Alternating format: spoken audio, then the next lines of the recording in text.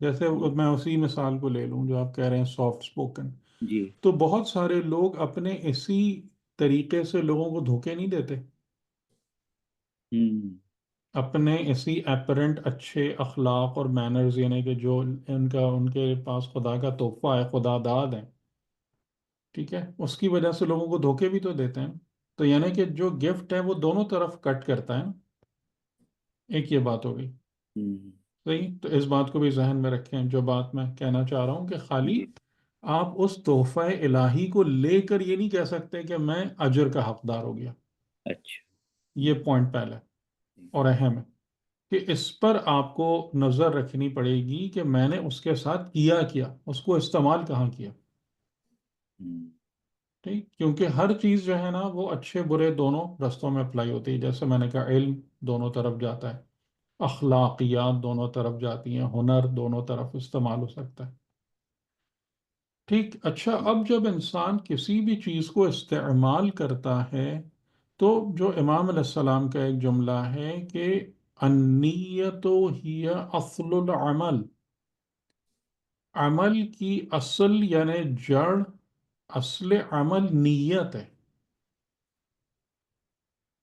عمل حقیقتاً وہ چیز نہیں، جیسے میں نے آپ لوگوں سے بار بار کہا نا کہ جو ہاتھ پیر ہلانے والا عمل ہے نا، اس کی باری سب سے آخر میں ہوتی ہے اور اس کی کوئی اسینشل سگنیفیکنس نہیں ہے، جس کی بنا پر ہم کسی کو بڑا اونچا اور نیچا قرار دے دیتے ہیں. اس ہاتھ پیر ہلانے کی کوئی قدر و قیمت نہیں ہے. ٹھیک ہے، اس کے پیچھے نیت کیا ہے، اور نیت بیس کرتی ہے علم اور معرفت اور ایمان پر. ٹھیک ہے، تو امام علیہ السلام فرما رہے ہیں کہ اصل عمل نیت ہے. ٹھیک، پیغمبر اکرم فرما رہے ہیں انما الاعمال بالنیات، کہ بے شک اعمال جو ہیں وہ نیتوں کی بنیاد پر وجود میں آتے ہیں. ٹھیک، تو اگر آپ کی عمل سے مراد خالی وہی اوپر اوپر کے کام کرنا ہے تو اس کی تو کوئی حیثیت ہی نہیں، وہ تو خالی ایک چھلکا ہے. اصل اہمیت تو اس بات کی ہے کہ وہ جو اوپر کا شراؤڈ ہے اس کے اندر کیا ہے. کیا ہے جی تو جو اندر ہے اس کا تعین نیت سے ہوتا ہے. ہوں تو اب اگر کوئی عمل جس میں خدا نہ ہو، جس میں آخرت کے حوالے سے کوئی نیت نہ ہو، ٹھیک ہے، تو ہم خود ہی اس بات کو سمجھ سکتے ہیں نا کہ وہ عمل جو ہے پھر وہ آخرت تک کیسے جائے گا. مشکل ہے ہوں جب وہ نیت ہی نہیں ہے اس کے اندر.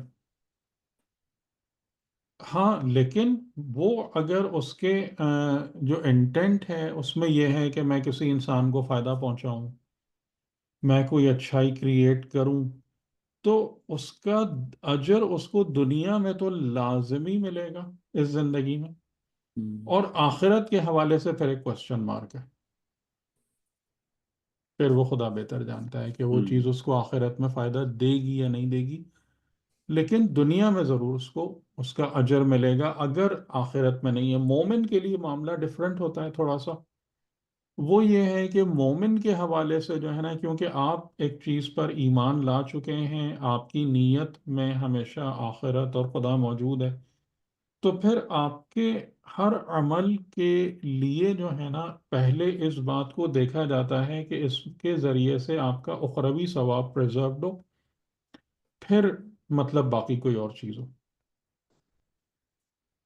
کیونکہ مومن کی آخرت کو بچانے کے لیے خدا اسے دنیا کی مصیبتوں میں ڈال دیتا ہے، یہ تو جو فیکٹ چیز مومن کو اچھی نہیں لگتی. جی یعنی ہم جیسے مومنین کو، ہوں، بامعرفت مومنین تو سمجھتے ہیں، لیکن ہم جیسے مومنین وہاں پر شکوے شکایتیں کرنا شروع ہو جاتے ہیں. جہاں سختیاں آتی ہیں بس فوراً شکوہ شکایت شروع ہو جاتا ہے ہم۔ کیوں؟ لیکن یہ چیز اللہ تعالیٰ نے بالکل واضح طور سے بتا دی ہے کہ اگر تم مومن ہو تو ہمارا تم سے جو ڈیل اور پیکٹ ہے، وہ اس میں اصل جو اس کا مین وہ ہے، مطلب کلوز ہے، وہ یہی ہے کہ مومن کی آخرت کو ہر حال میں سے ہونا ہے. کیونکہ وہ ابدی اور دائمی اور ہمیشہ رہنے والی زندگی ہے، اور یہ دنیا لعب و لہو جو ہے جس کی اصلاً کوئی اہمیت نہیں ہے، کوئی حیثیت نہیں ہے، خدا اس کو نہیں پروٹیکٹ کرے گا تمہاری آخرت کے کمپنسیشن پہ۔ ہوں، یہ بالکل مومن کو یہ بات بالکل واضح طور سے سمجھ میں آنی چاہیے۔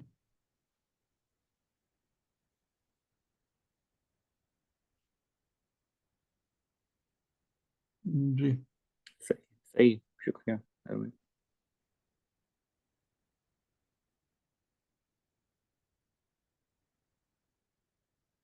صحیح۔ تو ہم پھر میں نے آپ کو وہ کر کے بھیج تو دیا تھا، آپ لوگ پڑھ تو نہیں پائے ہوں گے، لیکن وہ لیٹر میں نے اس میں ڈال دیا ہے، اس کا اچھا ترجمہ تقریباً 70% کمپلیٹ ہو گیا ہے وہ، اچھا، لیکن ابھی اردو میں ہے۔ میں خیال ہے اب ٹرانسلیشن کوئی اتنا بڑا مسئلہ رہا نہیں ہے، یہ اے آئی وغیرہ کر دیتے ہیں اردو سے انگلش میں ٹرانسلیٹ، جی جی، تو اس کو دیکھ لیجیے گا، اور اگر ٹرانسلیٹ یعنی اردو بالکل ہی سمجھ میں نہ آئے یا بہت مشکل ہو تو پھر کر کے انگلش ٹرانسلیشن مجھے بھیج دیجیے گا، میں اس کو بھی دیکھ لوں گا۔ تو میں اس کو حیدر شیئر بھائی یہ کروں آپ کو۔ کمپلیٹ ہے یہ لیٹر؟ آپ نے ایک پیج 70%، 70% کہہ لیجیے۔ آپ نے ایک پیج پہلے بھیجا تھا، وہ انکلوڈیڈ ہے نہیں، اس وہ الگ ہے، وہ الگ ہے، وہ امام باقر علیہ السلام کا میں۔ ہے۔ اوکے اوکے اوکے، یہ اس کا ٹائٹل آپ دیکھیں، جی جی جی۔ امام سجاد علیہ السلام کا خط یا مکتوب زہد کے بارے میں۔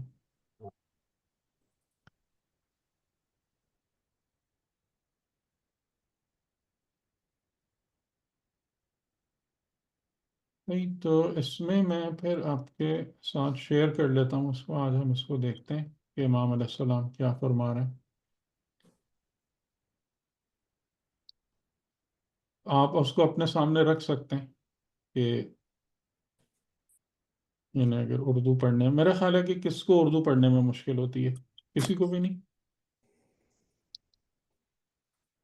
ایک ہوتی ہے حیدر بھائی، اچھا تو اچھا ٹھیک۔ اختر بھائی اور تنویر بھائی سے ہیلپ لیتا ہوں۔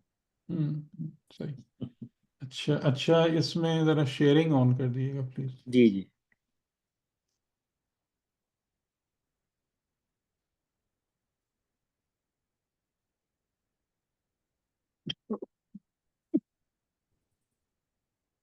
تو ویسے تو میں آپ کے سامنے عربی بھی رکھ سکتا ہوں، لیکن ظاہر ہے اس کا تو کسی کو بھی کوئی فائدہ نہیں ہوگا۔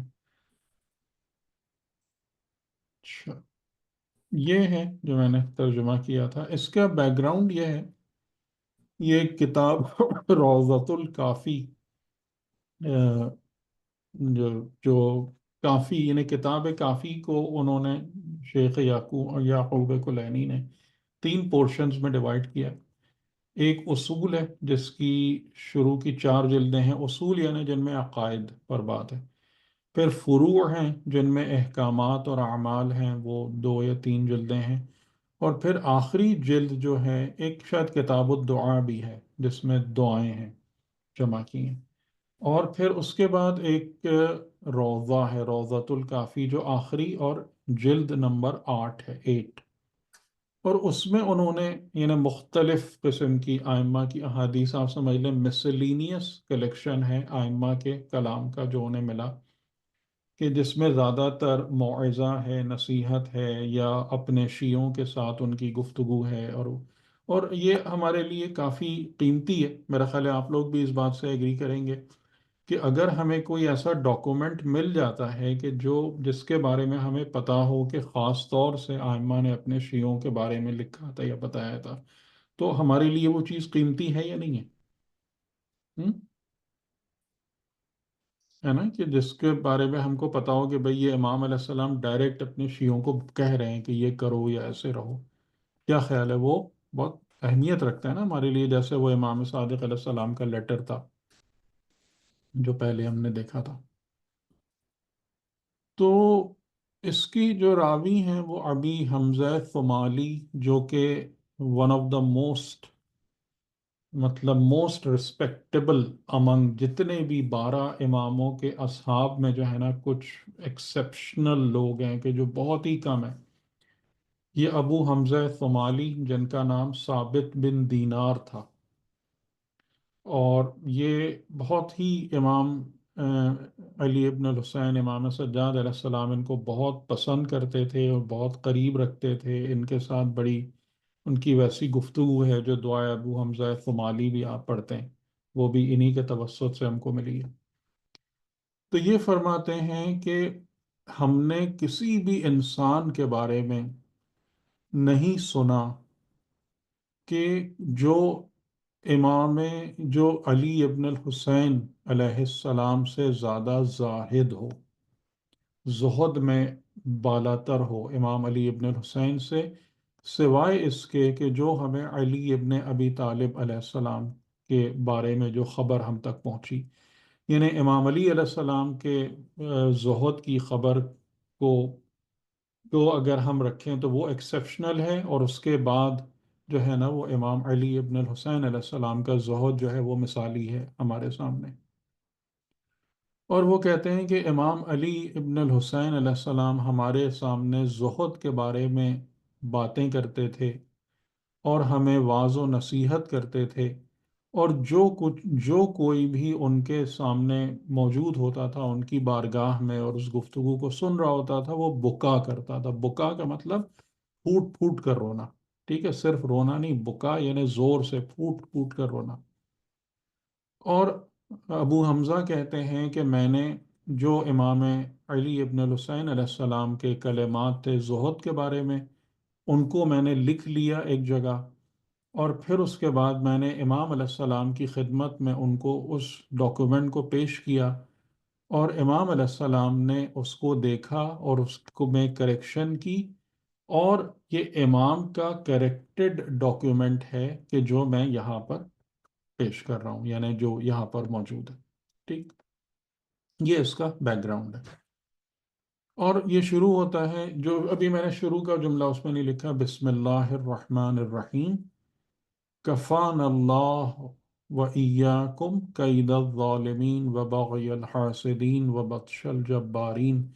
اللہ ہمارے لیے کافی ہو اور تمہارے لیے بھی ظالمین کے قید اور مکر کے مقابلے میں، حاسدین کے بغاوت اور جسارت کے مقابلے میں، اور جو جبارین ہیں یعنی ظلم و جبر کرنے والے ہیں ان کے اسکویزنگ ایکشنز کے مقابلے میں، یعنی خدا ہماری ان کے مقابلے میں ہماری کفایت کرے، یعنی ہماری حفاظت کرے، ہماری حفاظت کے لیے کافی ہو جائے۔ یا ایہا المؤمنون، اے مؤمنون، یعنی اس کا مطلب یہ ہے کہ بہت آسانی سے اس خطاب میں میں اور آپ بھی آ رہے ہیں، کیونکہ امام علیہ السلام یہ نہیں فرما رہے کہ وہ لوگ جو میرے سامنے موجود ہیں، وہ لوگ جو حاضرین مجلس ہیں، ایہا المؤمنون، اے مؤمنین۔ تو اگر ہم بھی اسی میں موجود ہیں تو ہم بھی یہاں پر یعنی امام کے مخاطب ہیں۔ تواغیت، تواغیت طاغوت کی جمع، پلورل، یعنی اہل طاغوت۔ اہل طاغوت کی نشانی کیا ہے؟ کہ جو دنیا کی طرف رغبت رکھنے والے، اس کی طرف مائل، یعنی ان کا جو میل ہے، رجحان ہے، میل کہتے ہیں پریفرنسز کو، کہ رجحان، کہ جب آپ کسی چیز کو پریفر کرتے ہیں، اس کو دوسرے کے اوپر فوقیت دیتے ہیں، تو ان کا میلان اور رجحان دنیا کی طرف ہے، اور وہ خود دنیا کے فتنوں میں گرفتار ہیں۔ یعنی یہ بڑی عجیب بات ہے کہ جیسے فرعون تھا جو بہت بڑے بڑے، یعنی طاغوت کی جو مثال ہے فرعون اور نمرود جیسے، کہ ایسا نہیں ہے کہ وہ خود دنیا کے فتنوں سے آزاد تھے، وہ خود دنیا کے فتنوں میں گرفتار تھے، لیکن وہ اپنے آپ کو سمجھتے پتہ نہیں کیا تھے، انا ربکم الاعلی، کہ میں تم سب کا پروردگار ہوں، یا ملک مصر کا مالک میں ہوں۔ جن کا قبلہ دنیا ہے، قبلے کا ورڈ یہاں پر بڑا اچھا ورڈ ہے، کہ آپ اپنی زندگی میں نا، یعنی ہماری زندگی کا ایک قبلہ ہوتا ہے۔ زندگی کے قبلے کا مطلب یہ ہے کہ ہم کس چیز کو ہمیشہ اپنے سامنے رکھتے ہیں، کس چیز کو ہم اپنے فرنٹ اور فیس پر رکھتے ہیں۔ اگر ہمارا قبلہ خدا ہے، ہمارا قبلہ معصوم ہے، تو ہمیشہ وہ آپ کے فرنٹ پہ رہیں گے، ہمیشہ وہ آپ کے سامنے رہیں گے، ٹھیک ہے۔ اور آپ چاہے گھر میں ہوں، بازار میں ہوں، مسجد میں ہوں، ہر جگہ پر وہ آپ کے سامنے ہوں گے، یعنی ان کی ہی باتیں آپ کو یاد آئیں گی، انہی کے مرضی کے مطابق آپ زندگی گزاریں گے، لیکن جن کا قبلہ دنیا ہے وہ دنیا اور دنیا کے مفادات اور دنیا کی لذتیں وہ ہمیشہ ان کے سامنے رہیں گی، ان کے مقابل رہیں گی، اور وہ اس کے مطابق اپنی زندگی کے فیصلے کریں گے۔ تو یہ طواغیت وہ ہیں جن کا قبلہ دنیا ہے، اور وہ اسی کے بوسیدہ اور بدبودار پھل اور کل کے دن فنا ہو جانے والی غذا کے دل دادا ہیں۔ انہوں نے اپنا دل کس کو دے دیا ہے؟ دنیا کے پھلوں کو، جو حقیقتاً بوسیدہ اور بدبودار ہیں، اور اسپیشلی ان کی بوسیدگی، یعنی بوسیدگی تو ہر ایک کے لیے، ٹھیک ہے، میرے اور آپ کے لیے بھی ہے، ہم کو بھی پتا ہے کہ یہ سب کس طریقے سے ریزہ ریزہ ہو کے بکھر جاتا ہے۔ یہ جو بدبو پیدا ہوتی ہے نا، یہ حرام اور ظلم سے آتی ہے۔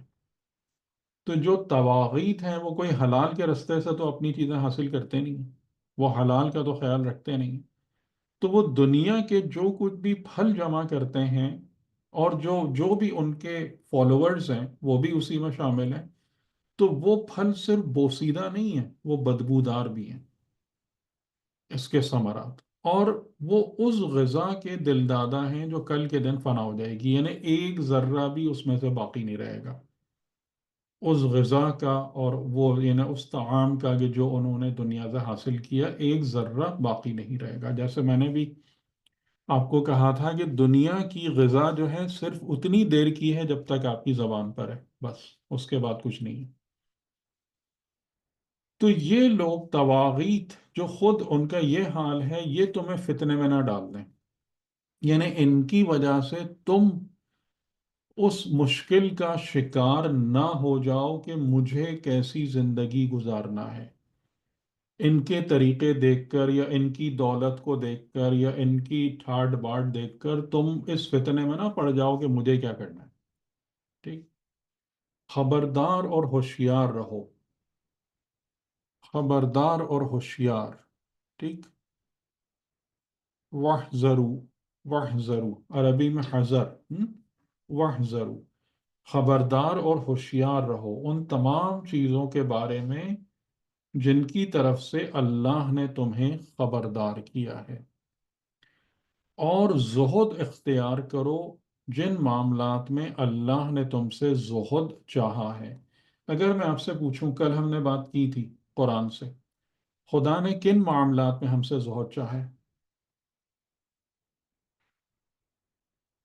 جی بتائیں۔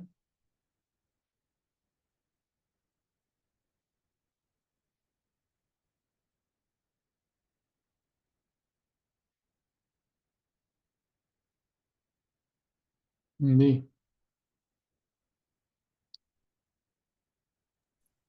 وقت یاد نہیں آ رہا ہے حیدر بھائی۔ وہ جو میں نے سورہ حدید کی آیتیں پڑھی تھیں کہ دنیا میں جب تم فوت کر بیٹھو کسی چیز کو، تم کھو دو، تو مایوس نہ ہونا، اور جب تم کو کچھ عطا کر دیا جائے تو اس میں خوشی میں آپے سے باہر نہ ہو جانا۔ ہم؟ زہد اختیار کرو جن معاملات میں اللہ نے تم سے زہد چاہا ہے، ان جگہوں پر، اور جو کچھ بھی دنیا میں ہے اس کی طرف رکون بھی مت کرنا۔ اچھا، یہ ٹیکسٹ آپ کو ویزیبل ہے یا میں اس کو اور تھوڑا میگنیفائی کر دوں، بڑا کر دوں؟ پڑھا جا رہا ہے؟ اور بڑا کر دیں زوم۔ میں اور بڑا کر دیتا ہوں، بہتر۔ جی لفظ رکون، ہم؟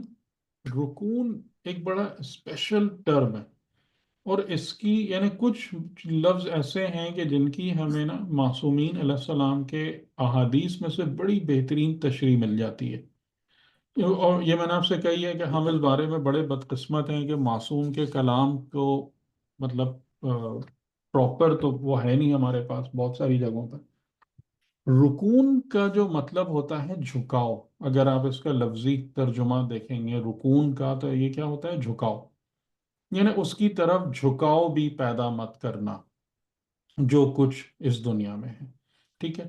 لیکن میں آپ کو اس کے بارے میں نا ایک امام کاظم علیہ السلام کے ایک حدیث سناتا ہوں کہ آپ کے ایک صحابی تھے صفوان. ان کا جو کام تھا وہ یہ تھا کہ وہ اونٹ کرائے پر دیتے تھے، جیسے آج کل کے دور میں وہ ہے کہ گاڑیاں وغیرہ کرائے پر دیتے ہیں، تو ان کے اونٹ تھے جو کرائے پر دیتے تھے. ایک دن وہ امام علیہ السلام کے پاس آئے اور ان بیٹھے بات کر رہے تھے، تو امام علیہ السلام نے ان سے پوچھا کہ تم نے جو ہے وہ ہارون کو، جو خلیفہ عباسی ہے، کہ اس کو اونٹ کرائے پر دیے ہیں فار ایگزامپل مکے میں جانے کے اور اس کے. تو انہوں نے کہا کہ جی ہاں، مطلب میں نے اونٹ کرائے پر دی. جو ہمارے یہاں ہوتا ہے نا کہ میں تو نہیں غلط کام کر رہا نا، اب وہ کچھ بھی کرے یا شاید حج کے لیے جا رہا تھا.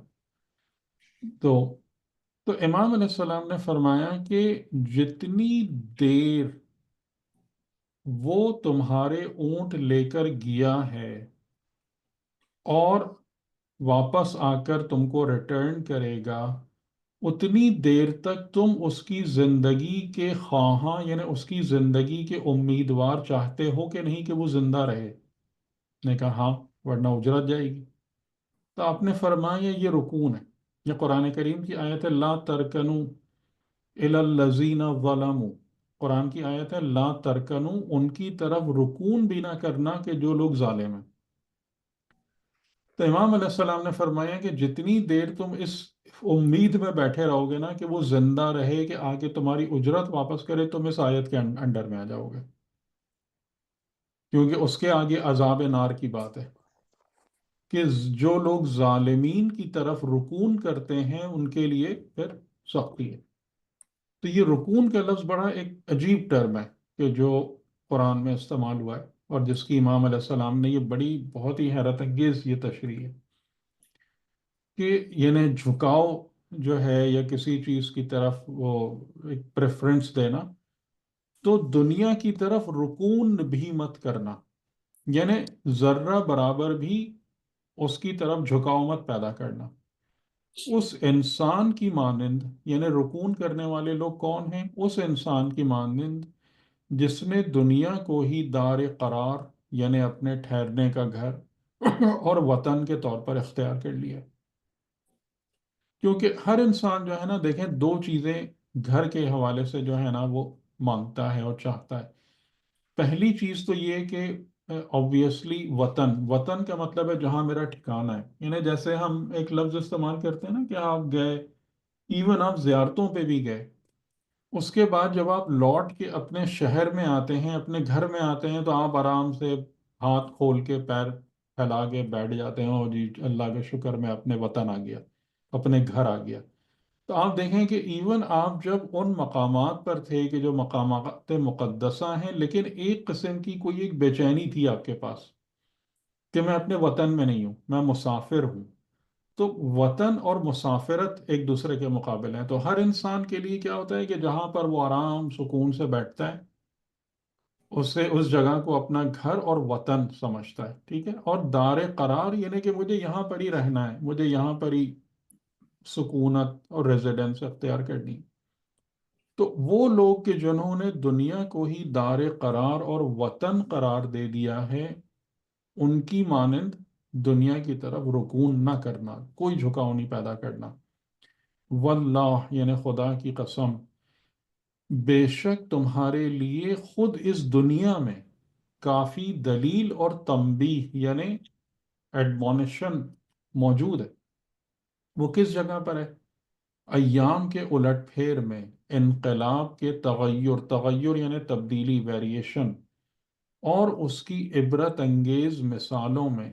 یعنی یہ ایام ہے، جیسے ہم دیکھتے ہیں کہ ایک دن ایک صاحب اتنے دولت مند ہیں، 5 سال 10 سال یا بعض اوقات اس سے کم مدت میں بھی دوسروں سے مانگنے کی محتاجی آ گئی. انقلاب، جیسے ہمارے سامنے بھی انقلاب کے کہاں شاہ ایران کے اس طریقے کے ٹھاٹ باٹ کے اس نے جو اپنے خیال میں جو 2500 سال تاج بادشاہی کا جشن منایا تھا، کہ جس میں پیرس کے ریسٹورانٹ سے باقاعدہ تازہ کھانے پک کے ہوائی جہاز سے آئے تھے وہاں پر، وہ تھا. اور 2 سال کے اندر اس کا کیا حشر ہوا. یہ شاید میرے خیال ہے 1976 یا 77 کی بات ہے. جب اس نے اپنی 2500 سالہ تاج پوشی کا جشن بنایا تھا اس طریقے سے کہ ایران کی عوام جو ہے وہ اکثریت فقیروں کی مانند زندگی گزار رہی ہے اور وہاں یہ ٹھاٹ باٹ ہو رہے ہیں. ٹھیک، یہ انقلاب اور اس کے تغیرات ہیں کہ کس طریقے سے چیزیں یہ دنیا پلٹ دیتی ہے. اور عبرت انگیز مثالیں، لوگ کہاں سے کہاں پہنچتے ہیں. اور سب سے بڑی عبرت کہاں پر ہے؟ ہاسپٹلز میں اور قبرستان میں. اگر دنیا کی عبرتیں دیکھنا ہے تو ان دو جگہوں پہ جا کے دیکھ لیں. اور کس طرح یہ دنیا اپنے رہنے والوں کے ساتھ بازیگری یعنی کھیل کرتی ہے. ٹھیک ہے. اور یہ ہمارے اردو کے بھی کسی شاعر کا وہ ہے کہ کھلونے دے کے بہلایا گیا ہوں. ہو سکتا ہے آپ لوگوں کو بھی زندگی میں یہ فیل ہوتا ہو کہ some thing is playing with you, کہ ہمیشہ آپ کے سامنے کوئی چیز ایسی رکھ دی جاتی ہے کہ آپ کہتے ہیں او ہو یہ بڑی چمکتی ہوئی چیز ہے، یہ بڑی اٹریکٹیو ہے. آپ اس کی طرف موٹیویٹ ہو جاتے ہیں. پہلے جب ہم چھوٹے تھے تو جی اب ڈگری لینا ہے تو بڑا بننا ہے تو پیسے کمانے ہیں، تو پھر پیسے کما لیا تو جی اب بڑا گھر بنانا ہے، اس کو سجانا ہے، گاڑیاں لینی ہیں، فلاں کرنا ہے فلاں کرنا ہے. یعنی یہ بازیگری ہے. یہ دنیا خود ہمارے ساتھ کھیل رہی ہے. مختلف قسم کے ٹوائز ہیں جو ہمارے سامنے رکھ دیے گئے ہیں اور ہم ایک کے بعد ایک اس کے پیچھے بھاگتے پھرتے ہیں. اور پھر اس کے بعد کچھ لے پاتے ہیں، کچھ نہیں لے سکتے ہیں، اور اس کے بعد بچوں کی طرح خوش ہوتے ہیں جی مجھے یہ مل گیا، اور پھر وہ ہاتھ سے نکل جاتا ہے، پھر کچھ اور آ جاتا ہے، پھر اس کے پیچھے بھاگ رہے ہوتے ہیں. تو آپ فرماتے ہیں کہ جو انسان سمجھدار ہے اس کے لیے خود دنیا میں کافی دلیل اور تنبیہ موجود ہے کہ وہ اس میں زہد اختیار کرے. ٹھیک ہے. ان جگہوں پر بے شک یہ دنیا پست اور گھٹیا کو بلند کرتی ہے. یعنی وہ زیادہ تر لوگ جو اس دنیا میں آپ کے سامنے بڑے وہ نظر آتے ہیں وہ پست اور گھٹیا لوگ ہیں. یعنی جس کی سب سے بڑی مثال آج کل کی دنیا میں ہے ان کی جن کو سیلیبریٹیز کہا جاتا ہے. دنیا کے اندر پست ترین کردار رکھنے والے لوگ جو ہیں نا وہ سیلیبریٹیز ہیں. اور شریف کو نیچا کر دیتی ہے. یعنی جو عالم ہے، جو پاکیزہ کردار رکھنے والا ہے، اس کو کوئی پوچھتا نہیں، وہ بیچارہ اکیلا بیٹھا ہوا ہے. اور یہی دنیا کل اقوام کو جو اس میں موجود ہیں اور اس بے خبری کی حالت میں زندگی گزار رہی ہیں، انہی کو لے جا کر جہنم کے دہانے پر کھڑا کر دے گی. ٹھیک.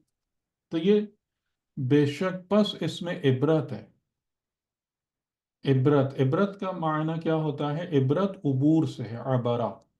عبور کا مطلب یہ ہے کہ گوئنگ بیونڈ دا obvious. ٹھیک ہے. جو سامنے ایک نقاب ہے، ایک ویل ہے، اس کو پھاڑ کر اس کے پیچھے دیکھنا، یہ عبرت ہے.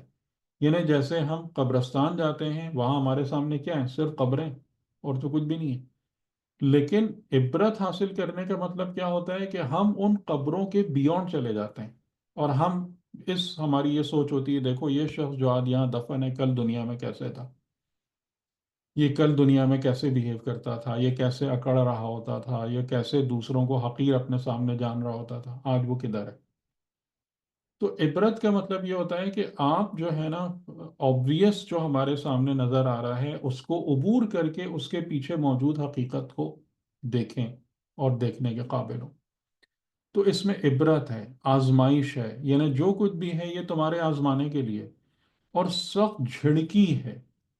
یعنی یہ دنیا جو ہے نا لائک جو ایک چابک کے طریقے سے، لیش کے طریقے سے تمہیں لیشنگ بھی کرتی ہے کہ ہوش میں آؤ. اس کے لیے جو بیدار ہے، جو غفلت کا شکار نہیں ہے، اور تنبیہ جب اس کو کی جائے اس کا سننے والا ہے. بے شک وہ تمام امور جو تم پر کہاں پر آتے ہیں دنیا کی زندگی میں، وہ تمام امور جو تم پر آتے ہیں دنیا کی زندگی میں، فتنوں کی تاریکیاں. یعنی انسان کی زندگی میں جب فتنے اور سخت آزمائشات آتی ہیں تو انسان کو ایسا لگتا ہے کہ زندگی کسی ڈارکنیس میں جا کے پھنس گئی ہے.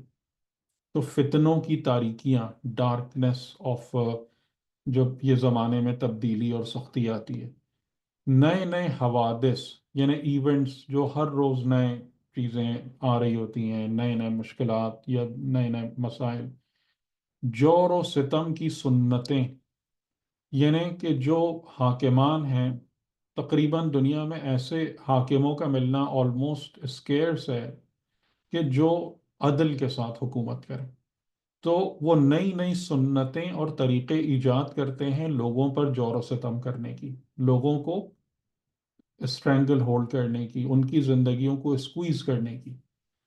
تو یہ جور و ستم کی سنتیں، زمانے کی تنگی، اہل اقتدار کی ہیبت اور شیطان کے وسوسے، یہ سب تم کو گھیرے ہوئے ہیں اس دنیا میں، اور سب تم پر مختلف رستوں سے اٹیک کرتے ہیں۔ یہ کیوں ہیں؟ کیوں یہ سب انہوں نے تمہیں اپنا پنچنگ بیگ بنایا ہوا ہے؟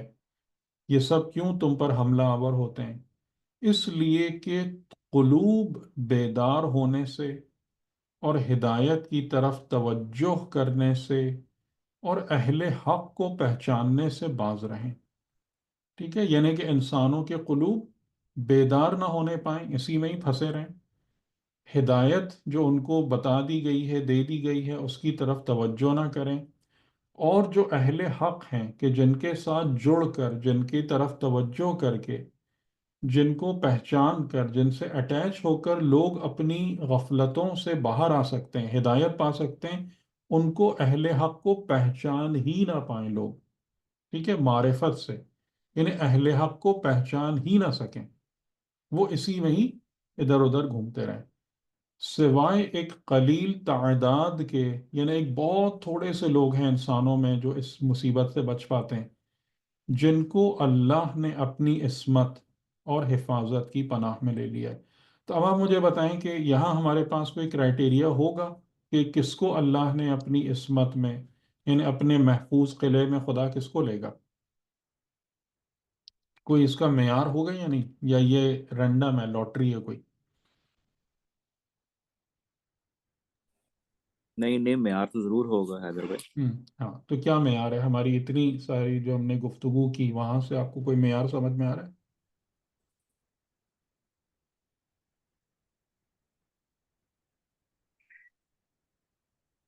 فوراً تو یہ سمجھ میں آ رہا ہے کہ متقی، ہاں، یعنی جو اپنے نفس کا تزکیہ کرنے میں انٹرسٹڈ ہے، انٹرسٹیڈ ہے، جی ہم، رائٹ۔ ٹھیک ہے، اور جو اپنے آپ کے ساتھ جھوٹا نہیں ہے، اس کو خدا پناہ دیتا ہے، اس کو خدا اپنی پناہ میں لے گا۔ ابھی وہ کسی جگہ پہ نہیں ہے، ابھی اس نے کچھ اچیو نہیں کیا اس بارے میں، لیکن اس کے پاس یہ دو چیزیں ہیں کہ وہ اس بات کو جان رہا ہے کہ میرے نفس میں پرابلمز ہیں اور مجھے ان کو صحیح کرنا ہے، اور یہ اچھا نہیں ہے، یعنی انسانی لحاظ سے اچھا نہیں ہے کہ میرے نفس میں خرابیاں ہوں، ٹھیک ہے، اور جو اپنے آپ سے جھوٹ نہیں بولتا، جو اپنے آپ کو خود دھوکہ نہیں دیتا، تو ایسے انسان کو خدا اپنی پناہ میں لے گا۔ اور ان تمام یہ جو چیزیں ہیں کہ جو انسانوں کو اپنے جال میں پھنسا کے رکھتی ہیں اور قلوب کو بیدار نہیں ہونے دیتی، اہل حق سے دور رکھتی ہیں، خدا اس رکاوٹ کو ہٹائے گا۔ ادھر بھائی، اللہ کی عصمت کا یہاں پہ ذکر ہم، اسپیسیفکلی کیوں آیا؟ عصمت آپ وہ معنی نہیں سمجھیے گا، عصمت کا معنی ہوتا ہے پروٹیکشن۔ اچھا جی۔ عصمت کا معنی وہ نہیں ہے جو ہم عام طور سے سمجھ رہے ہیں، عصمت یعنی پروٹیکشن، معصوم یعنی پروٹیکٹڈ۔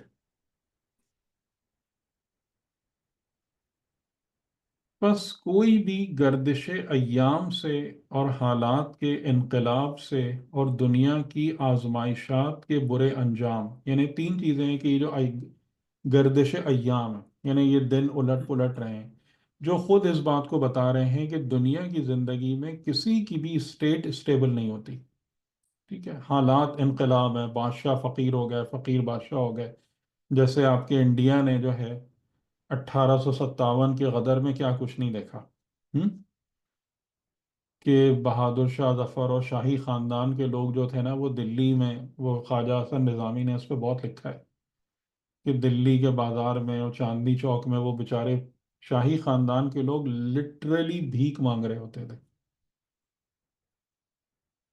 یہ انقلاب ہے اس دنیا کے، اس طریقے سے ایام پلٹتے ہیں، اور دنیا کی آزمائشات کے برے انجام کا عارف نہیں ہوتا، یعنی انسان اس وقت تک ان تمام چیزوں کے بارے میں معرفت اور اویئرنیس نہیں حاصل کر پاتا مگر وہ جس کی اللہ حفاظت کرے، یعنی جس کو خدا اپنے دامن میں لے کے چلے، ٹھیک ہے؟ تو اس لیے ہمیں سب سے زیادہ دعا کس بات کی کرنا چاہیے؟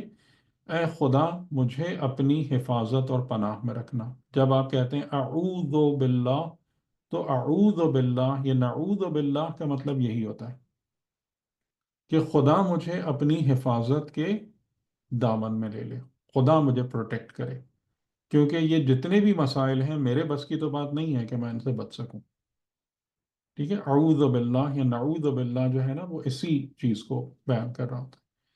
تو اس کی معرفت نہیں حاصل کر سکتا مگر وہ جس کی اللہ حفاظت کرے اور جو رشد کے راستے پر چلے، یعنی جس کی نیت یہ ہو کہ مجھے بہتر ہونا ہے انسانی حیثیت سے۔ رشد یعنی expansion of your self towards goodness, جو رشد کی راہ پر چلے، یعنی جو یہ نیت رکھتا ہو زندگی میں کہ مجھے اپنے آپ کو وسعت دینا ہے، اپنے آپ کو ترقی دینا ہے اچھائی کی راہ پر، اور اس راہ کو طے کرے، اس رستے کو طے کرے جو راہ قصد ہے۔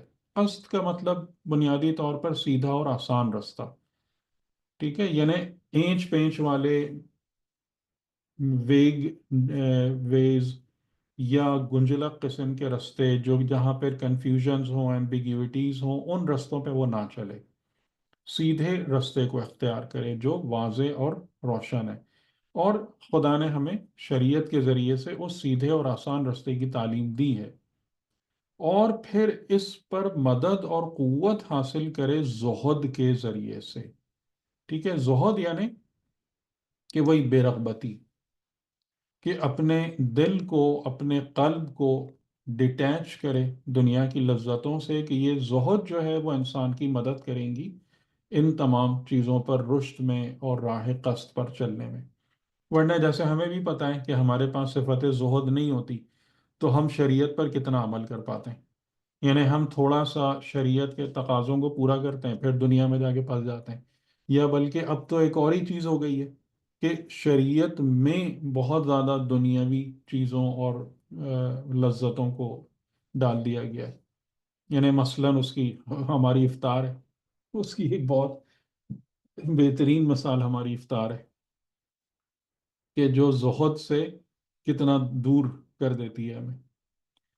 پھر فکر کرے اور مکرر تفکر کرے، تو ہمارے لیے جو ایک اور بہت اہم چیز ہے جو ہم نے پہلے بھی بیان کیا تھا آپ کے سامنے شروع میں، کہ انسان جب یعنی کسی بھی جگہ پر مشکل میں پڑتا ہے تو پھر وہ اپنے میٹیریل ڈومین کو چھوڑ کر مینٹل ڈومین کی طرف جاتا ہے۔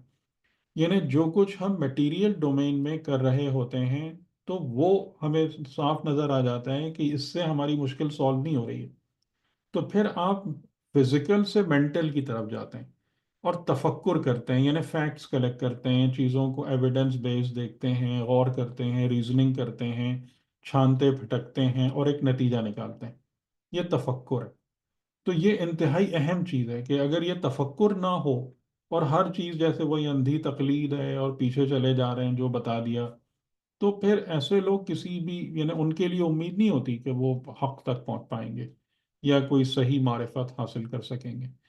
تو پھر فکر کرے اور مکرر تفکر کرے، یعنی فکر پر فکر کرے، بہت اچھے طریقے سے تفکر کرے، اور اپنے آپ کو دنیا کی حقیقت جو ہے نا وہ اچھے طریقے سے ریمائنڈ کرے، ریممبر کرے، ریکال کرے، تاکہ بندہ بالکل دھوکے میں نہ رہے، اور صبر کے ذریعے سے خود کو نصیحت کرے۔ صبر کا مطلب کیا ہوتا ہے؟ یعنی کہ انسان چیزوں میں پڑھنے سے اپنے آپ کو روکے۔ صبر، اس یہاں پر ایک روایت ہم کو مدد دے گی کہ جس میں کہا گیا کہ صبر کتنی جگہوں پر ہے؟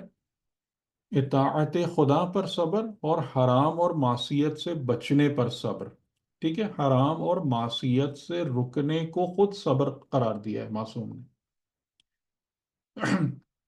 تو صبر کے ذریعے سے یعنی جو کچھ بھی دکھے، اب یہاں پر حرام کا تعین کس کس لائٹ میں ہوگا؟ زہد کی لائٹ میں ہوگا. ٹھیک ہے، یہ والا نقطہ بھی آپ کو یاد ہے نا، جو میں نے آپ سے کہا تھا حلال اور حرام ہر جگہ پر ایک چیز نہیں ہوتی ہے.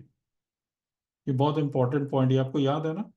جی جی، وہ پریزنٹیشن میں بھی تھا جی. ٹھیک ہے، تو اب یہاں پر آپ جب حلال اور حرام کو ڈٹرمن کریں گے تو وہ زہد یعنی جو امام علیہ السلام پیچھے سے جو بیک گراؤنڈ بتاتے ہوئے آ رہے ہیں اس کی روشنی میں حلال اور حرام کا تعین ہوگا. ٹھیک، یعنی جو چیز بھی انسان کو اہل طاغوت کی طرف یا ان فتنوں کی اور شیطان کے وسوسوں میں جا کے پھنسا رہی ہوگی، وہ ہر چیز آپ کے لیے حرام ہو جائے گی. ٹھیک ہے، نہ یہ کہ آپ دیکھیں گے کہ یہ جناب یہ فلاں ذبیحہ درست ہے یا نہیں ہے، یہ سب نہیں اب رہے گا. تو یہ ایک بہت ہی امپورٹنٹ معرفت ہے کہ ہر مقام پر حلال اور حرام کا تعین آپ کے آبجیکٹو اور آپ کے اینڈ رزلٹ سے ہوتا ہے. تو صبر کے ذریعے سے خود کو نصیحت کرے اور دنیا کی خوشی اور لذت کے مقابلے میں، دیکھیں یہاں سے خود یہ بات نظر آ رہی ہے، دنیا کی خوشی اور لذت کے مقابلے میں جو جلد گزر جانے والی ہے. اب یہ ہم کو سمجھ میں آ رہا ہے کہ یہ چیز باقی رہنے والی نہیں ہے. زہد کا مظاہرہ کرے، تو اس میں نہیں گھسنا، اس سے اپنے آپ کو حتی الامکان دور رکھنا ہے. اس زہد پریکٹس کرنے والے بندے کو چاہیے کہ اپنے پہلو یعنی جنب کا جو ورڈ استعمال کیا ہے عربی میں، پہلو، یور سائڈ، جس کا معنی ہوگا اٹیچمنٹس، کہ اپنے پہلو یعنی اٹیچمنٹس کو دنیا کی لذتوں سے الگ کر لے اور اپنی رغبت و چاہت کو آخرت کی ہمیشہ باقی رہنے والی نعمتوں میں قرار دے. اور قرآن کریم نے بھی اسی چیز کو بار بار کہا ہے کہ وما عند اللہ خیر و ابقا، کہ جو حقیقتاً اللہ کے بندے ہیں، مومنین ہیں، وہ اس میں رغبت رکھتے ہیں جو خدا کے پاس ہے، نہ کہ اس میں رغبت رکھتے ہیں کہ جو دنیا میں یا انسانوں کے ہاتھ میں ہے. ٹھیک ہے، کیونکہ جو اللہ کے پاس ہے وہی بہتر ہے اور ہمیشہ باقی رہنے والا ہے. تو اپنی رغبت اور چاہت کو آخرت کی ہمیشہ باقی رہنے والی نعمتوں میں قرار دے، اور پھر جو سب سے اہم بات کہ اور اس رستے میں ان کے لیے ایسے کوشش کرے، کیونکہ بغیر سعی اور کوشش کے یہ ہونے والا نہیں ہے، خالی چاہت سے یہ چیزیں نہیں ملتی، بلکہ ان کے لیے ایسے کوشش کرے کہ کوشش کا حق ادا ہو جائے. ٹھیک ہے، اتنی کوشش کرنا ہوگی. اور اس بندے کے لیے ضروری ہے کہ موت پر مراقب یعنی نگراں رہے، موت کے بارے میں واچفل رہے، منتظر رہے اس بارے میں کہ موت آنی ہے میرے لیے، موت سے ایک دن ملاقات کرنی ہے، موت کو کبھی فراموش نہ کرے. اور ظالم قوم کے ساتھ یا ظالم لوگوں کے ساتھ زندگی گزارنے کو ہمیشہ ناگوار اور منحوس فیل کرے، کہ اس پر نہیں کہ یعنی جیسے ہم جیسے لوگ آپ دیکھیں کہ ہماری ایک پرابلم ہے نا، کہ ہم اگر کسی ایسے ظالمین کے درمیان زندہ ہیں لیکن مجھے وہاں پر خالی اپنی دنیا کے مزے مل رہے ہیں تو میں خوش ہوں، مجھے کوئی تکلیف نہیں ہے، مجھے کوئی پریشانی نہیں ہے، میں اپنے آپ کو تسلیاں دے لیتا ہوں کہ جی میں تھوڑی یہ سب کام کر رہا ہوں، میں تھوڑی اس میں شامل ہو رہا ہوں. لیکن ہم اس کی ناگواری اور نحوست کو بھی فیل نہیں کرتے. صحیح، تو اس بندے کے لیے ضروری ہے کہ موت کا امیدوار اور نگراں اور منتظر رہے، اور ظالمین کے جو امت اور ملت ہے ان کے ساتھ زندگی گزارنے، اور آلموسٹ انویریبلی ہر جگہ پر یہی سی قسم کے ہی حالات ہیں، یعنی مسلم ہو یا نان مسلم ہو، کہ ظلم کے ہی سنت پر حکومت ہوتی ہے. تو اس کو ناگوار اور منحوس محسوس کرے، کبھی بھی اس کی طرف جو ہے نا اس کو اچھائی فیل نہ کرے اس بارے میں اپنے اندر، ہمیشہ اس طرف سے اذیت محسوس کرتا رہے. تو اب بتائیں، میرا خیال ہے کہ کافی ہماری بات ہو گئی، باقی آپ پڑھ سکتے ہیں، اور انشاءاللہ آج رات تک جو ہے نا میں کوشش کر کے یہ کمپلیٹ آپ کو بھیج بھی دوں گا. تو ہمیں کافی ساری باتیں الحمدللہ سمجھ میں تو آ گئی نا. زہد بھی ہمیں کلیئر ہو گیا، تقوی بھی کلیئر ہو گیا جی. جی جی بالکل حیدر بھائی، کلیئرٹی کے ساتھ. تو یہ اب آپ اس میں دیکھ لیں کہ خود امام علیہ السلام جو ہے وہ اپنے شیعوں کو یا جو لوگ ان کے ساتھ بیٹھتے تھے، جو ان کے حاضرین تھے، ان سے کیا باتیں کرتے تھے، کس قسم کی گفتگو ہوتی تھی اس محفل میں.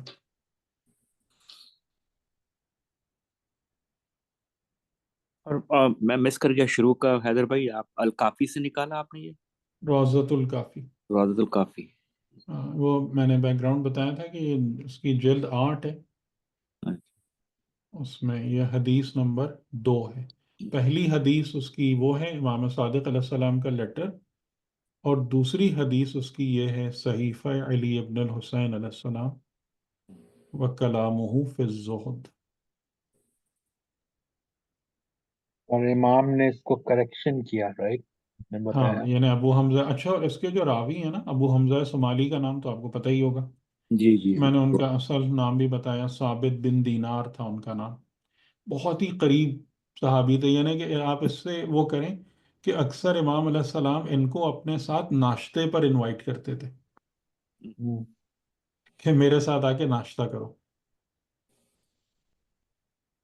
ٹھیک ہے. بہت بہت بہت اعلیٰ معیار کے جو، یعنی کہ ائمہ کے اصحاب میں ظاہر ہے کچھ ہمیں پتہ بھی نہیں ہوں گے، لیکن بہت تھوڑے سے ایسے ہیں کہ جو اس قدر ہائی لیول کے کلاس کے یعنی جن کو امام خود محبوب رکھتے تھے اپنی زندگی میں، یہ ان میں سے ایک ہے.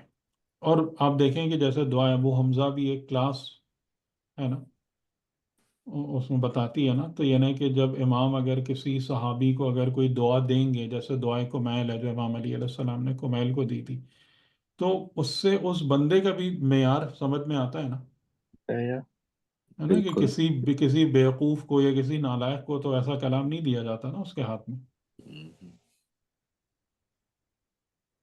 تو یہ انہوں نے، یعنی کہ یہ جب امام علیہ السلام یوزولی جب یہ کلمات فرماتے تھے تو یہ ان کو لکھ لیتے تھے، اور پھر جب ایک ڈاکومنٹ تیار ہو گیا تو انہوں نے پھر امام کو خود دیا کہ آپ اس کو چیک کریں، کریکٹ کریں. اور جب امام نے اس کو صحیح کر کے ان کو واپس کیا تو پھر یہ ڈاکومنٹ ہے کہ جو انہوں نے پھر آگے اس کو بڑھایا یا پریزرو کیا.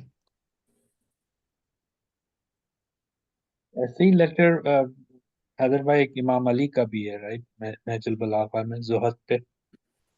زہد پہ ہوگا جی. جی مجھے فی الفور یاد نہیں آ رہا، لیکن امام علی علیہ السلام کے بھی تقوی اور زہد پہ بہت کلمات ہیں، نہج البلاغہ میں موجود ہیں جی. کیونکہ وہی میں نے آپ سے کہا تھا نا، یہ 2 پلرز ہیں، یہ 2 پلرز ہیں، تقوی اور زہد. کیونکہ انسان خدا کو بھول جائے اور انسان کا دل دنیا سے اٹیچ ہو جائے، کام ختم. کام ختم.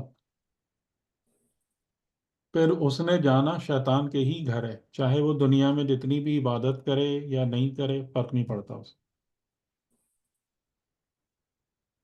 تو یہ دونوں صفات جو ہیں یہ پلرز کا کام دیتی ہیں، اس کے بغیر آپ کی دین کی عمارت نہیں کھڑی ہوتی.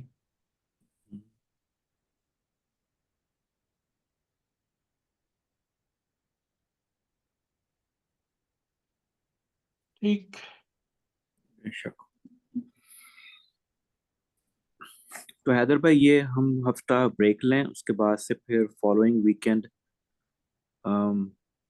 عید سے ٹھیک پہلے میں، عید منڈے کو یہاں پہ، تو وہ سیٹرڈے ہماری آپ شروع کریں پھر. اور اس میں اچھا رہے گا کہ آپ تھوڑا سا وہ قنوت پر بھی بیان کر دیں، تفصیل تھوڑی بیان کر دیں، عید کی نماز کا جو قنوت ہے اس پہ. جی جی. تو وہ ہمارا ہاں 29 رہے گا، آپ کا 30 ہوگا. انہیں کون سا دن؟ منڈے کا دن؟